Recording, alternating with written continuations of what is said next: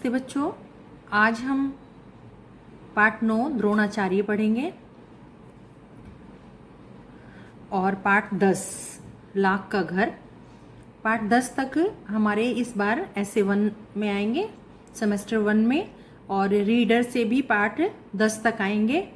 और व्याकरण में आपको चैप्टर्स बताए गए हैं, तो आप सभी चैप्टर्स की अच्छे से तैयारी करें क्योंकि आपके पेपर अब बिल्कुल नज़दीक हैं। तो रिटन प्रैक्टिस करें क्योंकि अब रिटन एग्ज़ाम होगा आपका, तो इसलिए रिटन प्रैक्टिस करें। हैंड राइटिंग पे विशेष ध्यान दें और स्पेलिंग मिस्टेक ना हो। तो द्रोणाचार्य, आचार्य द्रोण जो हैं वो महर्षि भारद्वाज के पुत्र थे। पांचाल का जो राजा था उसका पुत्र द्रुपद भी द्रोण के साथ, दोनों ही भारद्वाज आश्रम में दोनों ने एक साथ शिक्षा प्राप्त की। दोनों में गहरी दोस्ती भी थी। कभी कभी राजकुमार द्रुपद जोश में आकर द्रोण से यहाँ तक भी कह देते थे कि जब पांचाल देश का राजा बन जाने पर कि मैं जब पांचाल देश का राजा बन जाऊंगा तो मैं तुम्हें आधा राज्य दे दूंगा। मतलब इतनी अधिक गहरी मित्रता थी उन दोनों के बीच में। शिक्षा प्राप्त होने पर द्रोणाचार्य ने कृपाचार्य की बहन से शादी कर ली। उससे उनके एक पुत्र हुआ जिसका नाम उन्होंने अश्वत्थामा रखा। द्रोण अपनी पुत्र और अपनी पत्नी से बहुत प्यार करते थे। द्रोण बड़े गरीब थे।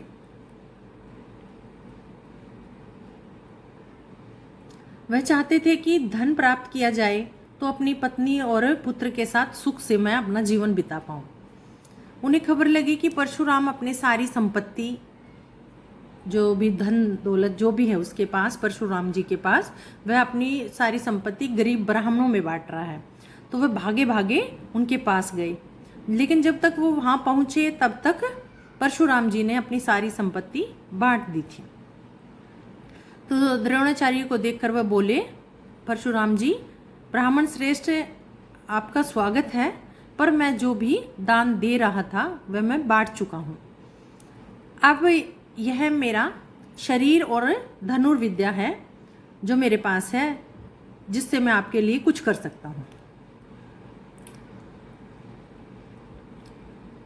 तब द्रोण ने उसे सारे अस्त्रों के प्रयोग तथा रहस्य सिखाने की प्रार्थना की। परशुराम ने यह प्रार्थना स्वीकार कर ली और द्रोण को धनुर्विद्या की शिक्षा दी। कुछ समय बीत जाने के बाद राजकुमार द्रुपद के पिता का देहांत हो गया और द्रुपद राजगद्दी पर बैठ गया। तो द्रोणाचार्य को द्रुपद से के पांचाल देश की राजगद्दी पर बैठने की खबर लगी जब द्रोणाचार्य को, तो वह बहुत खुश हुआ और उसने सोचा कि राजा द्रुपद से जब मैं मिलने जाऊंगा तो वह मुझे देखकर बहुत खुश होगा और उसने बचपन में जो बात कही थी मैं उसे उसको याद दिलाऊंगा, तो वह मुझे मान लो आधा राज्य नहीं देगा तो कम से कम मुझे कुछ धन तो जरूर देगा। यह आशा लेकर इसी उम्मीद से द्रोणाचार्य राजा द्रुपद के पास पहुंचे। लेकिन हुआ इसके विपरीत। द्रुपद ने उसको पहचानने से मना कर दिया और उसने कहा कि द्रोण ने कहा कि मैं तुम्हारा बचपन का मित्र हूँ, लेकिन उसने साफ इनकार कर दिया कि मैं तुम्हें नहीं जानता। और उसने वह धन दौलत और पद से इतना अंधा हो चुका था कि उसको द्रोणाचार्य को वहाँ आना बिल्कुल अच्छा नहीं लगा और उसके साथ मित्रता का सा व्यवहार करना तो बिल्कुल ही अच्छा नहीं लगा। तो द्रोण को देखकर उसको बहुत गुस्सा आया और उसने उसको कहा कि मुझे मित्र कहने की तुम्हारे अंदर हिम्मत कैसे आ गई, क्योंकि सिंहासन पे एक राजा बैठता है और राजा का कोई दोस्त बहुत इतना गरीब नहीं हो सकता। बराबर वालों में दोस्ती होती है, बचपन में कही हुई बातें ये कोई सच्ची नहीं होती। तो इस तरह से कहा तो द्रोण को बहुत दुख हुआ और उसने मन में ठान लिया कि मैं इससे जरूर बदला लूंगा। यही बातें उसके द्रोण के दिमाग में आ गई सारी।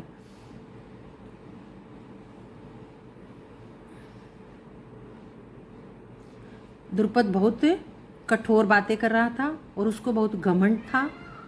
द्रोणाचार्य उसकी सारी बातों से बहुत शर्मिंदा हुआ और उसको बहुत गुस्सा आया और उसने निश्चय कर लिया कि इस मैं घमंडी राजा को एक दिन जरूर सबक सिखाऊंगा। जब एक बार वह हस्तिनापुर के राजकुमार वहाँ राजकुमार की जंगल में खेलते हुए एक गेंद कुएं में गिर गई। युधिष्ठिर उसको निकालने की बहुत कोशिश करने लगे तो युधिष्ठिर की अंगूठी भी कुएं में जा गिरी। तो सारे राजकुमार चारों तरफ झांक झांक कर कुएं में देखने लगे। किसी को कोई भी उपाय नहीं सूझा। एक कृष्ण वर्ण का ब्राह्मण मुस्कुराता हुआ यह सब चुपचाप देख रहा था और राजकुमारों को उसका पता नहीं था कि ये कौन है। राजकुमारों को हैरानी में डालते हुए उसने पूछा, वह बोला, राजकुमारों बोलो मैं तुम्हारी गेंद निकाल दूं तो मुझे तुम क्या दोगे? ब्राह्मण श्रेष्ठ आप गेंद निकाल देंगे तो कृपाचार्य के घर पर आपको बढ़िया दावत दी जाएगी। इस तरह से उनमें वार्तालाप हो रही थी। तो युधिष्ठिर ने हंसते हुए कहा। तब द्रोणाचार्य ने पास में पड़ी हुई सीख उठा ली और उसे पानी में फेंक दिया। सीख गेंद को ऐसे जाकर लगी जैसे तीर और फिर इसी तरह लगातार कई सीख कुएं में डाली और सीख एक दूसरे के ऊपर चिपकती हुई आखिरी सीख का सारा सिरा कुएं के बाहर तक पहुंच गया और द्रोणाचार्य ने उसे पकड़कर खींच लिया और गेंद निकल आई।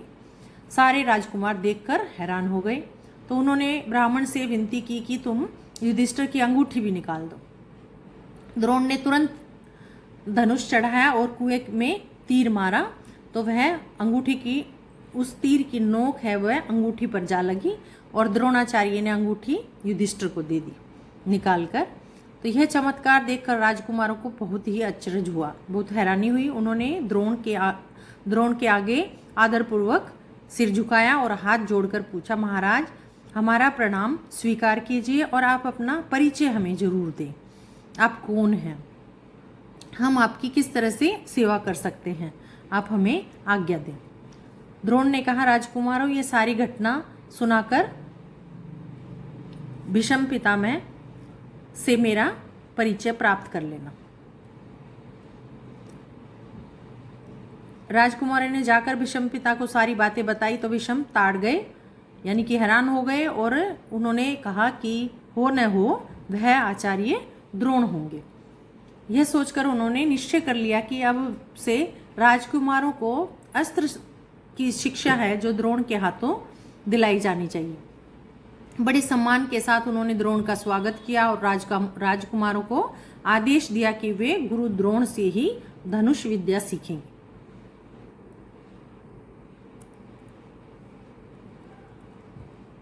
कुछ समय बीत गया, तब राजकुमारों की शिक्षा पूरी हो गई।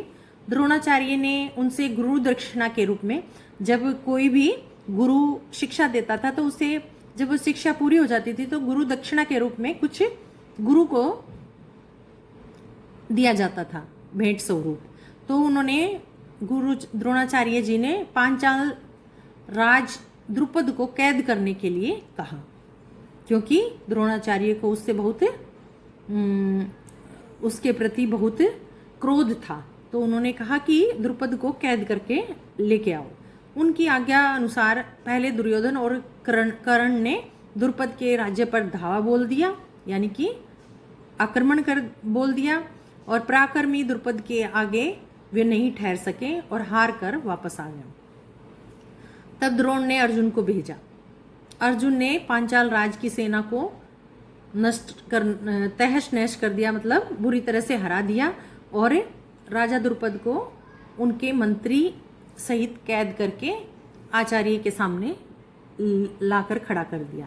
द्रोणाचार्य ने मुस्कुराते हुए द्रुपद से कहा, वीर डरो नहीं, किसी प्रकार की विपत्ति की आशंका न करो। लड़कपन में तुम्हारी हमारी मित्रता थी, साथ साथ खेले कूदे उठे बैठे। बाद में जब तुम राजा बन गए तो ऐश्वर्य के यानी कि धन के नशे में आकर तुम मुझे भूल गए और मेरा अपमान किया तुमने। तुमने कहा था कि राजा के साथ मित्रता हो सकती है। इसी कारण मुझे युद्ध करके तुम्हारा राज्य छीनने पड़ा। नहीं तो मैं तो तुम्हारे साथ सिर्फ मित्रता ही करना चाहता था।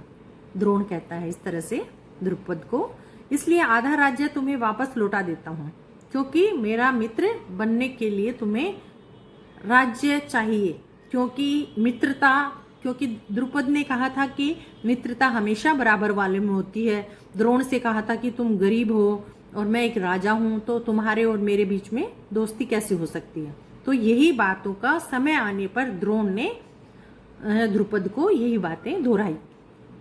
द्रोणाचार्य ने उसे अपने अपमान का काफी बदला समझा और उन्होंने द्रुपद को बड़े सम्मान के साथ विदा कर दिया। इस प्रकार राजा द्रुपद का घमंड चूर हो गया, लेकिन बदले से घृणा दूर नहीं हुई, लेकिन मन में नफरत थी। किसी के अभिमान को ठेस लगने पर जो उसके मन में अंदर पीड़ा होती है, उसे सहन करना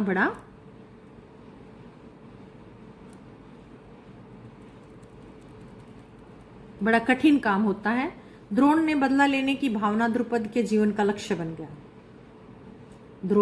जब द्रोण ने सोचा था कि मैं द्रुपद से बदला लूंगा, फिर उसके बाद द्रुपद को अपना अपमान महसूस हुआ, तो द्रुपद ने सोचा कि मुझे द्रोण से बदला लेना है। तो कठोर व्रत लिया और तपस्या की इच्छा की कि मेरा एक ऐसा पुत्र हो जो द्रोण को मार सके और साथ ही एक ऐसी कन्या हो जो अर्जुन के साथ विवाह कर सके। उसकी सारी कामना पूरी हुई। उसके धृष्टद्युम्न नामक एक पुत्र हुआ द्रुपद के, और द्रौपदी नाम की एक कन्या हुई। आगे चलकर कुरुक्षेत्र की युद्ध भूमि में द्रोणाचार्य इसी धृष्टद्युम्न के हाथों मारे गए थे। जो द्रुपद का पुत्र था धृष्टद्युम्न, उसके हाथों से द्रोणाचार्य की मृत्यु हुई थी। अब आता है लाख का घर। किस तरह से दुर्योधन ने यानी कि कौरवों ने चाल चलकर पासा फेंक कर पांडवों को लाख के घर में जलाने की कोशिश की गई थी, वो इस पाठ में बताया गया है। भीम का शरीर बहुत बलशाली था। अर्जुन तीरंदाजी में इतने महान थे, प्रसिद्ध थे, तो दुर्योधन को उनके प्रति बहुत ईर्ष्या थी। वह ऐसे सोचने में लगा रहता था हमेशा कि पांडवों को कैसे नष्ट किया जाए। और दुर्योधन का एक मामा था शकुनी, और कर्ण जो था वो उसका सलाहकार था, वो शकुनी को सलाह देता था। बूढ़े जो धृतराष्ट्र थे, जो दुर्योधन के पिता थे, वो बहुत बुद्धिमान थे। अपने भतीजों से भी उनको बहुत लगाव था, परंतु पुत्र से भतीजों से ज्यादा मोह था। दृढ़ निश्चय की कमी उनमें थी। वह किसी की बात पर टिकते नहीं थे। अपने बेटे पर अंकुश रखने की शक्ति उनमें नहीं थी, क्योंकि दुर्योधन कभी भी बात नहीं मानता था अपने पिता की। इस कारण यह जानते हुए भी दुर्योधन कुराह पर चलता रहता था और धृतराष्ट्र जो है वो उनका साथ देता था। इधर पांडवों की लोकप्रियता जो है बढ़ती जा रही थी। भीम का बलशाली होना और अर्जुन का तीरंदाजी, और युधिष्ठिर जो थे वो बहुत व्यवहारिक और बहुत योग्य थे। धृतराष्ट्र तो जन्म से अंधे थे, इस कारण उनके छोटे भाई पांडु को सिंहासन पर बिठाया गया था, जो कि युधिष्ठिर और जो 5 पांडव थे उनके पिता थे पांडु, उनको वो धृतराष्ट्र से छोटे थे, लेकिन धृतराष्ट्र के अंधा होने की वजह से उनको राज सिंहासन पर बिठाया गया था। लेकिन उनकी अचानक मृत्यु हो गई, तो पांडवों के जो बालक थे वो कुछ समय के लिए धृतराष्ट्र ने उनको काम संभालने के लिए दे दिया। अब युधिष्ठिर बड़े हो गए, तो फिर आगे धृतराष्ट्र को राज्य अपने ही अधीन रखने का क्या अधिकार था, क्योंकि पहले तो युधिष्ठिर छोटा था। लेकिन जब युधिष्ठिर उस आयु में पहुंच चुका था कि वह राज्य के कार्यभार को संभाल सकता है। तो पितामह भीष्म का तो कर्तव्य था कि वे धृतराष्ट्र से राज्य का भार युधिष्ठिर को दिला दे। भीष्म पितामह हमेशा यही चाहते थे कि युधिष्ठिर को राज्य का कार्यभार सौंप दिया जाए। युधिष्ठिर ही सारी प्रजा के साथ न्यायपूर्वक व्यवहार कर सकेंगे। पांडवों की इस तरह से लोकप्रियता चारों ओर बढ़ती जा रही थी और दुर्योधन जो है वो ईर्ष्या से कुढ़ता चला जा रहा था। एक दिन धृतराष्ट्र को अकेले में पाकर दुर्योधन बोला, पिताजी, पहले तो आपके अंधे होने की वजह से पांडु को राज्य का कार्यभार सौंप दिया गया और अब युधिष्ठिर को राजा बनाने की तैयारियां चल रही हैं। फिर हमें कई पीढ़ियों तक राज्य की आशा नहीं कर सकेंगे हम, फिर हमें कोई उम्मीद नहीं है कि हम राज्य का कार्यभार संभालने योग्य होंगे। पिताजी को भी यह बात समझ में आई और उन्होंने कहा कि ये तो हमारा बहुत अपमान होगा। तो यह सुनकर राजा धृतराष्ट्र सोच में पड़ गए और उन्होंने अपने बेटे से कहा, तुम्हारा कहना बिल्कुल ठीक है, लेकिन युधिष्ठिर के विरुद्ध कुछ करना भी तो कठिन है। युधिष्ठिर धर्म के अनुसार चलने वाला है, सबसे समान व्यवहार करता है, पिता के समान उसमें अच्छे गुण हैं। इसी कारण प्रजा के जो लोग हैं वह उसे राजा बनाना चाहते हैं। यह सुनकर दुर्योधन बोला, पिताजी, आपको कुछ नहीं करना, सिर्फ पांडवों को किसी न किसी बहाने वारणावत के मेले में भेजना है। मैं आपको विश्वास दिलाता हूँ कि इतनी सी बात से हमारा कुछ भी नहीं बिगड़ पाएगा। और इस बीच पिता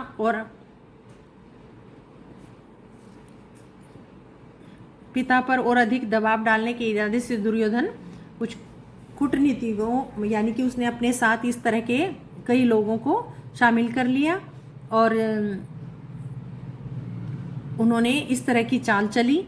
और इस तरह की बातें धृतराष्ट्र ने जब उस वारणावत मेले के बारे में बताई तो पांडव खुद से ही तैयार हो गए और उन्होंने धृतराष्ट्र के पास आकर स्वयं वहाँ वारणावत के मेले में जाने की इच्छा प्रकट की और वह वहाँ मेले के लिए जाते हैं, वहाँ से रवाना हो जाते हैं। तो दुर्योधन और उसके जो साथी होते हैं वो रातों रात वहाँ पर पहुँच जाते हैं। उन्होंने कहा कि अगर वो हमसे पहले पहुँच जाएंगे तो हम उसके लिए कोई ऐसे स्थान पर रहने के लिए उसका प्रबंध कर देंगे। और वो चाहते थे कि कुंती का भी काम तमाम कर देंगे। उपाय सोचा उन्होंने कुंती को भी इस तरह से विनाश करने के लिए, और उन्होंने गुप्त रूप से सलाह दी और योजना बनाई इस तरह से कि हम इन पांडवों को ख़त्म कर देंगे। और जब वह वारणावत मेले में जाने लगे तब उन्होंने वहाँ सोचा कि वहाँ जाकर वो ठहरेंगे तो पांडवों के ठहरने के लिए हम सन, घी, मोम, तेल, लाख, चर्बी आदि से एक ऐसा, इन सभी चीज़ों से मिलाकर एक ऐसा मिट्टी का सुंदर महल बनाएंगे कि और उसमें हर तरह की सुविधा होगी। वहाँ जाकर पांडव ठहरेंगे तो कुछ दिन वहाँ उनको आराम से हम रहने देंगे और फिर उस महल में आग लगा दी जाएगी और सभी पांडव जलकर राख हो जाएंगे और कौरवों पर कोई दोष भी नहीं लगा पाएगा। तो ये था आपका लाख का घर और यहीं तक हमारे ये पाठ है। इस पाठ में सभी एक एक नंबर के प्रश्न उत्तर आएंगे। मैं आपको उन सब की PDF भेज दूंगी एक एक वर्ड के, लेकिन आपको इनसाइड क्वेश्चंस भी याद करने हैं, लेकिन मैं कुछ क्वेश्चंस आपको भेजूंगी वो भी आपको याद करने हैं। और इन सभी चैप्टर्स की रीडिंग करनी है अच्छी तरह से ताकि आप हर क्वेश्चन का उत्तर दे सकें।